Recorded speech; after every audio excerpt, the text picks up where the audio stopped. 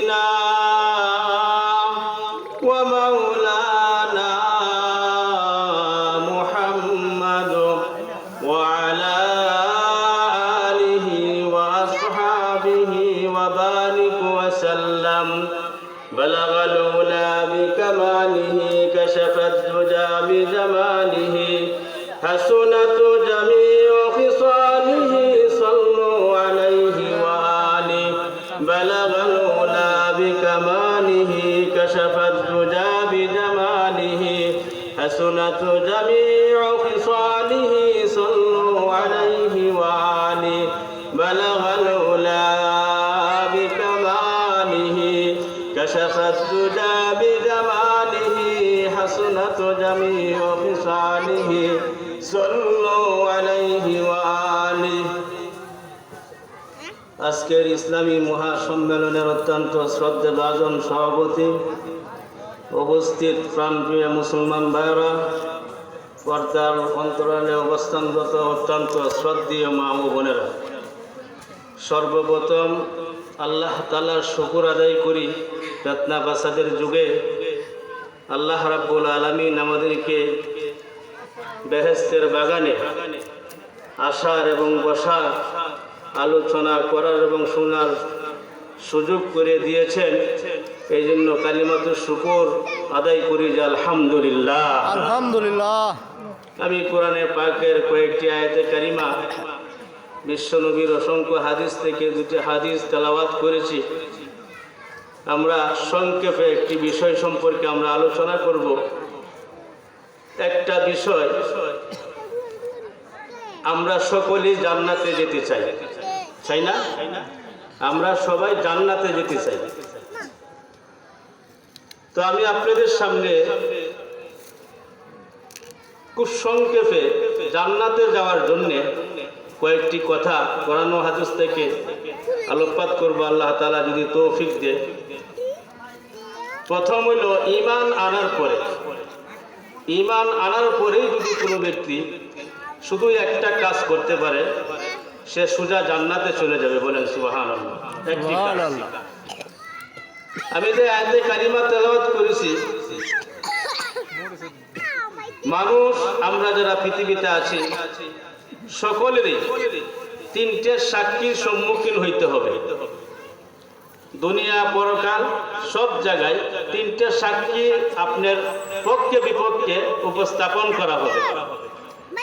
এই তিনটে সাক্ষীর বাহিরে কোনো মানুষ যেতেও পারবে না, থাকতেও পারবে না। ওই তিনটে সাক্ষী তার সম্মুখে উপস্থিত হবেই। এর মধ্যে প্রথম নম্বর যে সাক্ষী দেয় সেটা হলো আমাদের শরীরে দুইটা সাক্ষী, আরেকটা সাক্ষী হবে জমিনে। শরীরে কোন সাক্ষী হবে, খুব সংক্ষেপে গুরুত্বপূর্ণ কথা।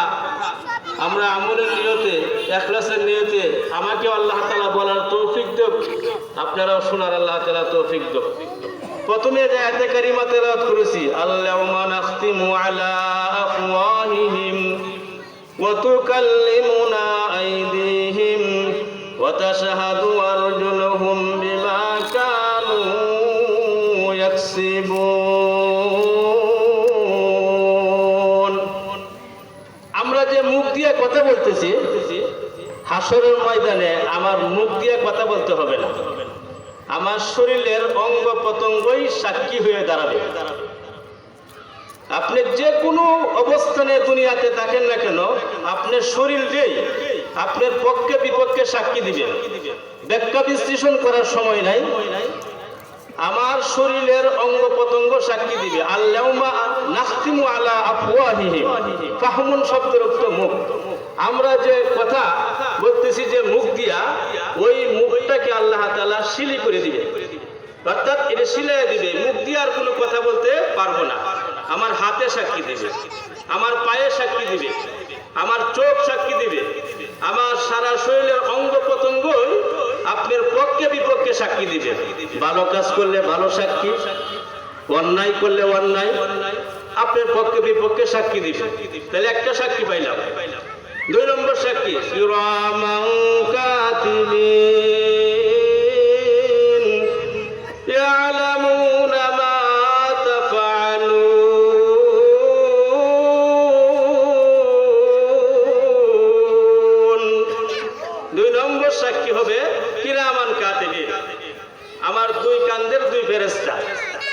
এটাও ব্যাখ্যা বিশ্লেষণ করার সময় নাই, তাহলে দুইটা সাক্ষী আমার শরীরেই হয়ে যাবে। ওইটা যদি আপনি ভাবেন যে আমার সাক্ষী আমার শরীরে দিবে না, বা সাক্ষী দিলেও আমার পক্ষে সাক্ষী দিবে, আপনি যদি শরীরকে খুব যত্ন করেন, শরীরের মধ্যে আপনার বিভিন্ন প্রকারের আয়োজন আসবাবপত্র ব্যবহারের মাধ্যমে শরীরকে সুন্দর রাখার চেষ্টা করেন, আর আপনি মনে মনে ভাবেন শরীর আমার পক্ষে সাক্ষী দিবে, আদৌ সম্ভব না। তাহলে কিরামান কাতিবিন, আপনি ভালো করেন মন্দ করেন, এটা দুই কান্দের দুই ফেরেশতার লিপিবদ্ধ করে। হাদিস শরীফে আল্লাহ রাসূল বলেন দুই কান্দের দুই ফেরেশতার লেখা সিস্টেম আছে। কি সিস্টেম?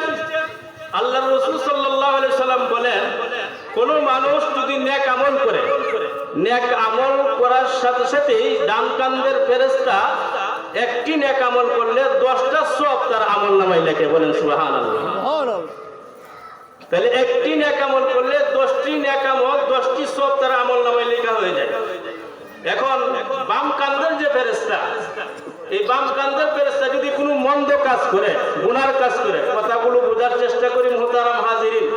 খুব সংক্ষেপে, আমরা জান্নাতে যাওয়ার জন্যই, পরকালে নাজাতের আশায়, মুক্তির আশায় আমরা দুনিয়াতে ওয়াজ মাহফিল করি, দাওয়াতের তাবলীগের কাজ করি, দান করি, সদকা করি, সব কিছুই করার উদ্দেশ্য থেকে নাজাতের আশা। এই নাজাত কিভাবে পাবো, কিভাবে জান্নাতে যাবে, এই বিষয়বস্তুটার উপর আমরা একটু উপলব্ধি করলে, পর্যালোচনা করলে, আমরা এই কাজগুলোর সাথে জড়িত থাকলে, সম্পর্ক থাকলে জান্নাতে যাওয়া সহজ হবে। তাহলে আমি যে কথাটা বলতেছিলাম, ওই যে আপনার ডান কান্দের ফেরেশতা নেক আমলটা লিপিবদ্ধ করলো, তো বাম কান্দের ফেরেশতা কোনো বান্দা যদি গুনাহ কাজ করে, বান্দা বান্দি, তাহলে আল্লাহ রাসূল হাদিসে বলেন ওই বাম কান্দের ফেরেশতা ডান কান্দের ফেরেশতার অনুমতি সাপেক্ষে লিখতে হবে। এই একটা সুবিধা, একটা এই ডান কান্দের ফেরেশতার একটা দায়িত্ব দেওয়া আছে। তো বাম কান্দের ফেরেশতা মনে করে একটা গুনাহ করলো, করার পরে লেখার চেষ্টা করলো, তো ডান কান্দের ফেরেশতাকে জিজ্ঞাসা এটা কি লিখবো? তো ডান কান্দের ফেরেশতা বলেন না, এটা দেখো না। যদি সে তওবা করে ফেলে, আল্লাহর কাছে মাপ চেয়ে ফেলে, অনুতপ্ত হয়ে যায়, তাহলে তাকে এই গুনাহটা মাফ করে দেওয়া হবে। যদি মাফ হয়ে যায় তাহলে ওইটা আর তার আমলনামায় লেখার দরকার নাই, লেখলে এটা মুছল হয়ে যাবে, মুছে যাবে। মুছে যেহেতু যাবে তাই আর লেখার প্রয়োজন নাই। তো বারবার বারবার তাকে প্রশ্ন করে, ওই বান্দা এবং বান্দি অনুশোচনা আসে না, অনুতপ্ততা আসে না, বেপরোয়া হয়ে চলতেছে, গুনাহ করতেছে, অন্যায় করতেছে। যদি বারবার এই কাজটাই করে গুনাহ করতে থাকে, তো ডান কান্দের ফেরেশতা বাম কান্দের ফেরেশতাকে অনুমতি দিয়ে যে তুমি লেখো। সিস্টেম হইল, নেক আমল করলে একটা নেক আমলের 10টা সওয়াব লেখা হয়, কিন্তু গুনাহ একটা করলে তার আমলনামায় একটা গুনার বদামলি লেখা হয়, ওটার মধ্যে আর 10টা লেখা হয় না। আল্লাহ রাসূল হাদিসে বর্ণনা। তাহলে আমি যে কথা বলতেছিলাম, কিরামান কাতিবিন ইয়ালামুনা মা তাফআলুন, দুই কান্দের দুই ফেরেশতা আপনার সাক্ষী হয়ে থাকবে। সারা শরীরের অঙ্গ প্রত্যঙ্গ আপনার সাক্ষী। আর দ্বিতীয়ত সাক্ষী আপনার কি? দুই কান্দের দুই ফেরেশতা। আরেকটা সাক্ষী, ইয়াউমা ইযিন তুহাদ্দিসু আখবারাহা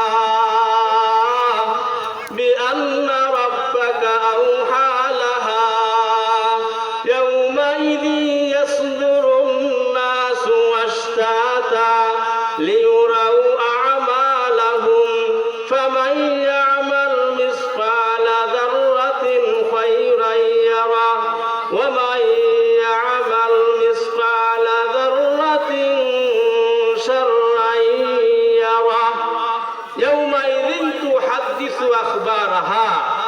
আপনার জমিন, যে জমিনে আমরা বসবাস করতেছি, যে জমিনে আমি থাকি, যে জমিনে আমি অবস্থান করতেছি, এই জমিনে আপনার পক্ষে বিপক্ষে সংবাদ দিয়ে দিব। খবরুন আখবারাহা, সংবাদ দিবে আপনি কোন জমিনে কি করেছেন। আল্লাহ রাসূল বলেন বেশি বেশি তওবা করার জন্য। আমি যে আলোচনাটা করতেছিলাম যে আমরা এক ঈমান আনার পরে একটা নেক আমলের মাধ্যমে আল্লাহ তাআলা আমাদেরকে জান্নাত দান করবে, এটা হলো আলোচনার বিষয়বস্তু, প্রেজেন্ট টপিক। হযরতে ওমর ফারুক রাদিয়াল্লাহু তাআলা আনহুর জমানায় এক যুবক রাস্তা দিয়ে যাচ্ছে। এই যুবক পাপিষ্ঠ ছিল, গুনাহগার ছিল, সে মদে আসক্ত ছিল, মদ পান করত। তো ওই যুবক যখন রাস্তা দিয়ে যাচ্ছে, হযরত উমর ফারুক রাদিয়াল্লাহু তাআলা আনহু সামনে দিয়ে আবার আসতেছে। তো ওই যুবক উমর ফারুক রাদিয়াল্লাহু তাআলা আনহুকে দেখে ফেলছে।